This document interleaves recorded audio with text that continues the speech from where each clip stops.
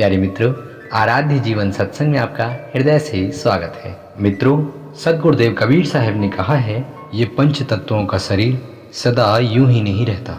अगर आपको लगता है कि देवी देवताओं का शरीर सदा यूं ही रहता है तो ये आपका बहुत बड़ा भ्रम है, क्योंकि देवी देवताओं को उत्पन्न मनुष्य करता है। मनुष्य की कल्पना ही देवी देवताओं का सृजन है। मनुष्य ने अपने भौतिक सुख के लिए देवताओं की कल्पना की है, और ऐसे देवताओं की जो कभी समाप्त नहीं हो सकते।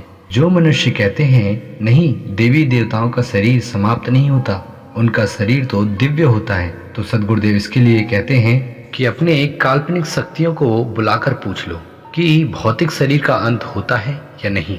यदि वो कहें कि भौतिक शरीर का अंत नहीं होता तो मैं आपको गुरु बना लूंगा, और यदि वो कहें कि भौतिक शरीर का अंत होता है फिर तो आपको मेरी बात माननी ही पड़ेगी। बहुत से लोग कहते हैं ना कि वो परमात्मा अभी भी जिंदा है, उनका शरीर तो अजर अमर है, वो कभी नष्ट हो ही नहीं सकते।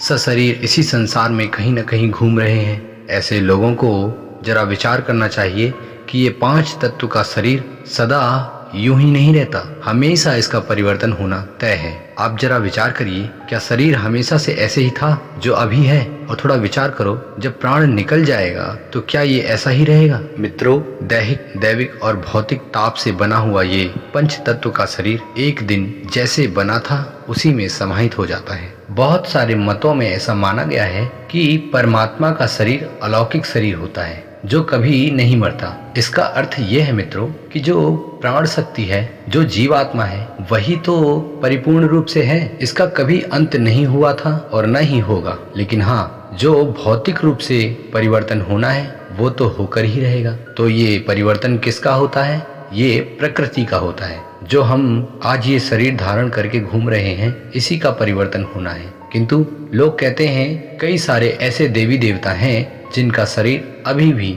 ज्यों का त्यों रखा हुआ है। मित्रों, ये एक काल्पनिक बात है, ये सिद्ध करने वाली बात हो ही नहीं सकती, क्योंकि किसी बात को सत्य तभी माना जाता है जब वो प्रमाणित हो। काल्पनिक मनगढ़ंत बातों से किसी भी बात को सत्य साबित नहीं किया जा सकता। सद्गुरुदेव कबीर साहब ने इसके लिए एक बहुत सुंदर भजन भी कहा है। उन्होंने कहा है, काया चलत प्राण काहे रोई, तुम्हारे संग बहुत सुख किन्हा, नित उठ मल मल धोई, तुम तो हंस चले घर अपने, हमको चलत बिगोई। हंस कहे सुन काया बौरी, मेरो तेरो संग न होई, तो से घट बहु तेरे छोड़े, संग न कागे होई। लट छरियाए वा के माता रोवे, खाट पकर वा के भाई, आंगन में जाके तिरिया रोवे, हंस अकेला जाई।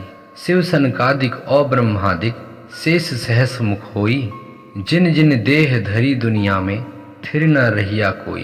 पाप पुण्य दो जन्म संघाती, समझत देर न लोई, कह कबीर प्रभु पूरन की गति, बूझे बिरला कोई।